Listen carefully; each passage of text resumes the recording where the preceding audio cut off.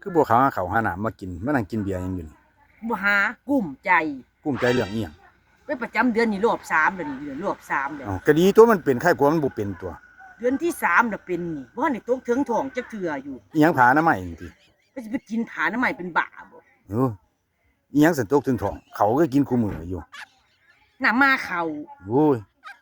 เป็นบ้าตกถึงท้องเป็นเหม็น3 โอ้ย ดอกกินน้ำมาเขามีแต่หมาเท่านั้นเว้ยกินน้ำมาเขาโอ้ยจะมันคือหลาย บาทบ่เฮ็ดเออ อุ้ย กูเรียน เป็นไว้ท้องกินซื่อ โอ้ยกูเรียนจบแต่หึงสิมาเฮ็ดการบ้าน ๆนี่ไปหากินเองเขาห้วยเกลือ เออบ่นแม่อยู่กำเลยไปกินข้าวห้วยเกียเป็นบ้าบ่ไปหา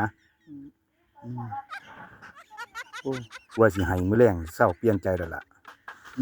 ต้มปลาค่อยใหญ่ บ่ เนาะ สิไปหากินเอง ต้มปลาค่อยใหญ่บ่ต้อง บ่ เกี่ยวบ่เอาเลยบ่เอา